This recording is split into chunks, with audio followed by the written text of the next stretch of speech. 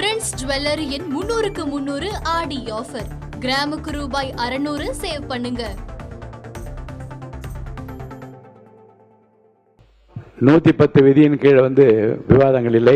பேரவைக்கு ஒரு அறிவிப்பு. சட்டமன்ற பேரவை நடவடிக்கைகள் குறிப்புகள் தொடர்பான ஒரு அறிவிப்பு.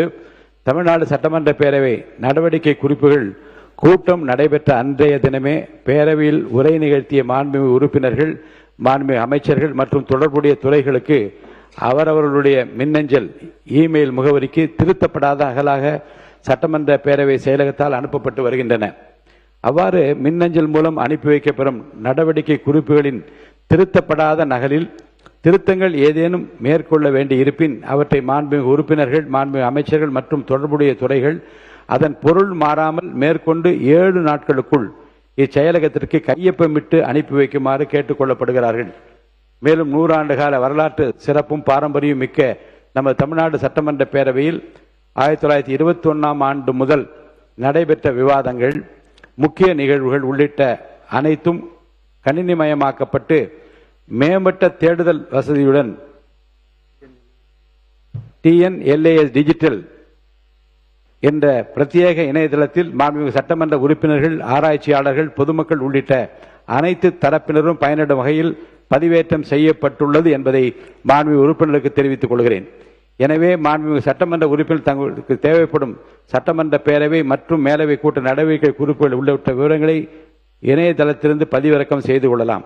மேலும் சட்டமன்ற பேரவையில் உறுப்பினர்களின் மேசையில் பொருத்தப்பட்டுள்ள தொடுதுறை கையடக்க கணினியிலும் இவ்வசதி செய்யப்பட்டுள்ளது என்பதையும் தெரிவித்துக் கொள்கிறேன். பேரவைக்கு ஒரு அறிவிப்பு. வினாக்கள் விடைகளை துறைகள் விரைவாக அனுப்ப கோருதல்.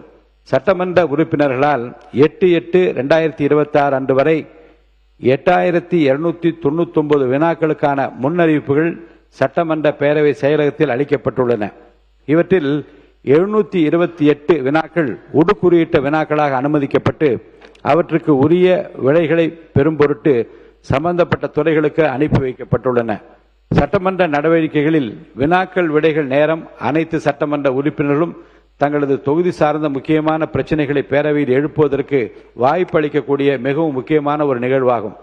தற்போது நடைபெற்று வரும் இந்த பட்ஜெட் கூட்டத்தொடர் நீண்ட நாட்கள் நடைபெறும் கூட்டத்தொடர் என்பதால் வினாக்கள் விடைகள் நேரம் எடுத்துக் கொள்வதற்கு ஏதுவாக சட்டமன்ற உறுப்பினரால் அளிக்கப்பட்டுள்ள வினாக்களுக்கு விடைகளை உரிய காலத்திற்குள் சட்டமன்ற பேரவை செயலகத்திற்கு அனுப்பி வைக்குமாறு ஏற்கனவே 13/7/2026 எனது தலைமையில் நடைபெற்ற அனைத்து துறை செயலாளர்கள் கூட்டத்திலும் 27/7/2026 அன்று நடைபெற்ற அமைச்சர்களுக்கான ஒருங்கிணைப்பு கூட்டத்திலும் அனைத்து துறை செயலாளர்களும் கேட்டுக் கொள்ளப்பட்டிருந்தும் இதுவரை 172 வினாக்களுக்கான விடைகள் மட்டுமே வரப்பெற்றுள்ளன.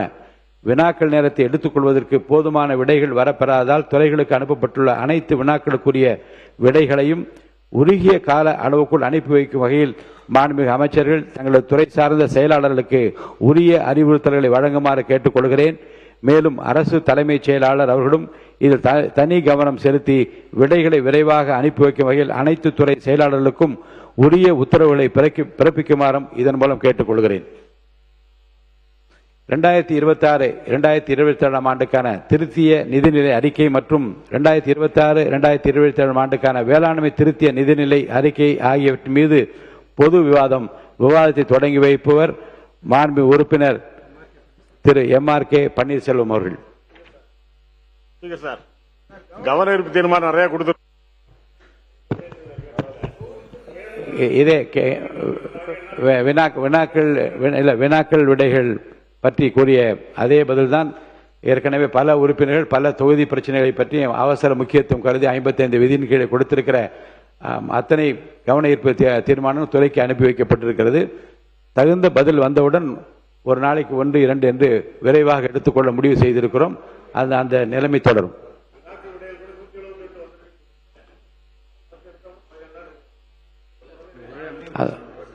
பதில் வந்தவுடன் உறுதியாக அது அவையில் எடுத்துக் கொள்ளப்படும்.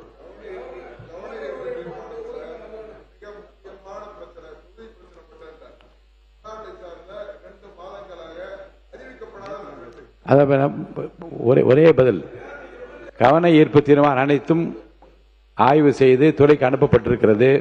விரைந்து பதிலளிக்குமாறு எப்படி வினாக்கள் விடைகளுக்கு பதிலளிக்க வேண்டும் என்று கோரியிருக்கின்றோம். அதே போன்று துறை சார்ந்த அதிகாரிகள் கவன ஈர்ப்பு தீர்மானத்தின் மீது அதிக கவனம் செலுத்தி விடைகளை தருமாறு கேட்டுக்கொள்கிறேன். மாண்பு உறுப்பினர் ஏமார்க்க பன்னீர்செல்வம் அவர்கள்.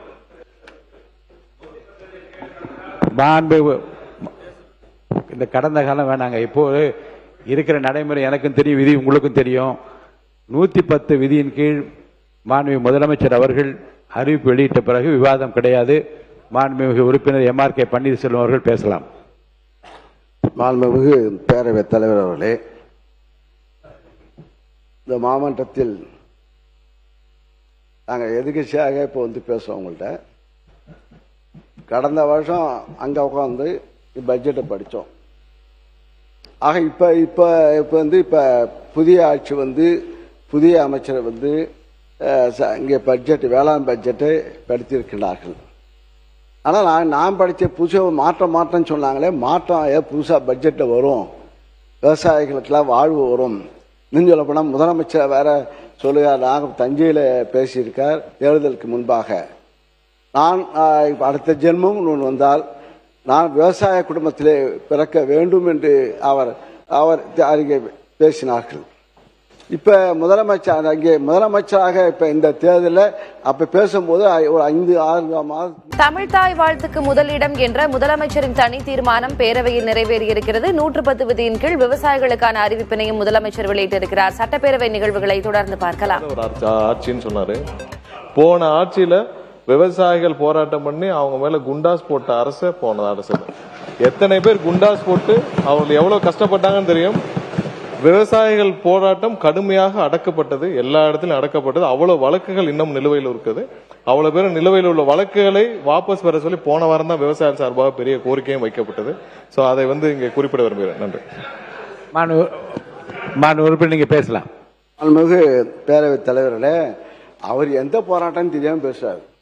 அது திருவண்ணாமலை சிப்காட்ல எடுக்கும் போது நடந்த போராட்டம், அதை பத்தி அவர் பேசுறாரு.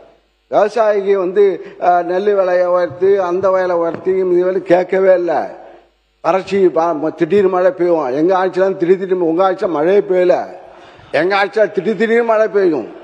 திடீர்னு மழை பெய்ஞ்சு திடீர்னு விவசாயம் எல்லாம் பாதிக்கப்பட்டு உடனே முதலமைச்சர் அன்றைய முதலமைச்சர் அங்கே போய் பார்த்து நாங்கள் ஓடி போய் மழை பெஞ்சா நாங்கள் போய் ரோட்டில் நானும் சக்கரை பண்ணி நிற்கணும்.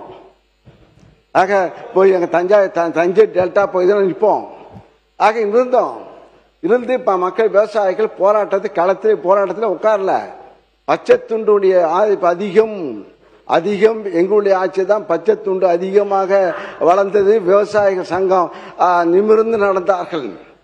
ஆனா இப்போ விவசாயிகள் ஆட்சி பொறுப்பேற்ற நீங்க சொன்னீதான். ஏன்னா முதலமைச்சர் சொன்னார்ல, நாங்க ஆட்சிக்கு வந்தால் நான் விவசாய விட்டு பிள்ளையாக பிறப்பேன்னு சொன்னார்ல, அது மக்கள் மனசுல இருந்து. அதான் மாற்றத்தை ஏற்பட்டு சரி இவங்க தான் கொடுத்தாங்க, எடப்பாடி தான் கொடுத்தாரு, இந்த ஆட்சி இந்த ஆட்சி ஒரு புது ஆட்சி வந்தா எதாவது அள்ளி கொடுப்பாங்கன்னு பார்த்தா இப்ப கிள்ளி கொடுத்துருக்காரு நெல். நாங்க 2550 ரூபா கொடுத்தோம் நெல்லுக்கு விலை, இப்ப 2750 ரூபா கொடுத்தாங்க, 200 ரூபாய் ஏற்றி கொடுத்துருக்காங்க. நீங்க சொல்ற மாண்பு பேரவைத் தலைவர்களே, மாண்பு முன்னாள் அமைச்சர் அவர்கள் பேசுகிற போது சொன்னார்கள், இதுவரையிலும் சரித்திர வரலாற்றில் டன்னுக்கு 4000 ரூபாய் கொடுத்த சரித்திரம் முதலிலே தமிழ்நாட்டில் நடைபெற்றிருக்கிறது என்பதை நீங்கள் உணர்ந்திருக்க வேண்டும். அது முதலமைச்சர் போர் அறிவித்திருக்கிறார். நெல் விலையும் அதே நேரத்தில் உயர்த்தியிருக்கிறார். உங்களை காட்டிலும் 2 மடங்கு உயர்த்தியிருக்கிறார்கள்.